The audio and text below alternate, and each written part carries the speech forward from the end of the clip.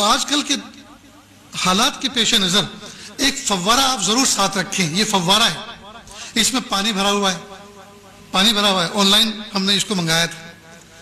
اس کا فائدہ یہ ہے کہ آدمی اگر حرم میں بیٹھا ہوا ہے اور اس کا وضو ٹوٹ گیا، اب اگر آپ حرم سے باہر نکل کر واپس جانا چاہیں تو یہ ممکن ہی نہیں، پولیس والے جانے نہیں دیتے، بھیڑ اتنی ہے.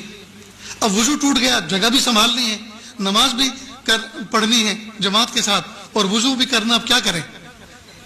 تو آپ ایسا اپنے ہینڈ پرس کے اندر ساتھ میں ہر وقت پانی بھر کے رکھیں اور اس سے آپ وضو کر لیں. اس سے وضو کرنے کا طریقہ بہت آسان ہے.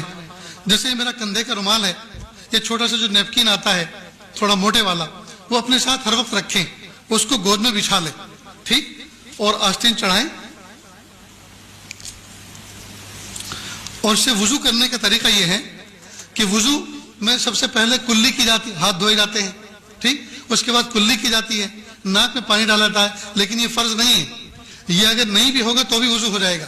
سب سے پہلا فریضہ کیا ہے؟ چہرے کا دھونا، پیشانی کے بالوں سے ٹھوڑی کے نیچے تک، ایک کان کے لو سے دوسرے کان کے لو تک، یہ نمبر 1 فریضہ ہے. لہذا اس کا ادا کرنے کا طریقہ یہ ہے کہ آپ ایسے کریں،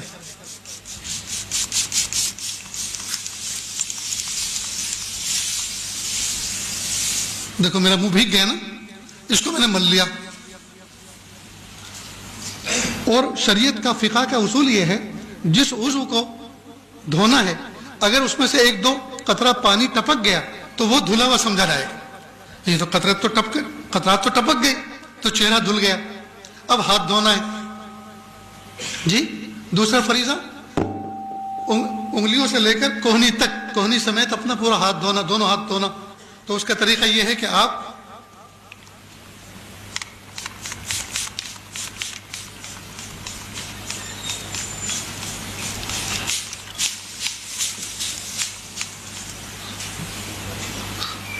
یہ آپ کا ہاتھ دھل گیا، ٹھیک. اسی طرح سے دوسرا ہاتھ دھونا ہے، اسی طرح دوسرا ہاتھ دھونا ہے. آپ میری طرف دیکھیں، بہت اہم کام چل رہا ہے. دروازہ کھولنا تو آپ نے یہ بچپن سے دیکھتے آئے ہیں، کھولتے بھی ہیں اور بند بھی کرتے. تم بھی کھڑے ہو یار، جو نہیں دیکھنے کا ہے وہ دیکھتے ہو، جو دیکھنا ہے اس کو نہیں دیکھتے. تو دوسرا ہاتھ بھی ہو گیا، ٹھیک. یہ تو میں نے وقت کو بچانے کے لیے ایک ہاتھ کو صرف ایسے ہی بتا دیا، ایک ہاتھ ایسے، تو دوسرا بھی ایسے دھونا ہے. اس کے بعد پھر ہاتھ کو تر کیا دونوں اور سر کا مسح کر لیا.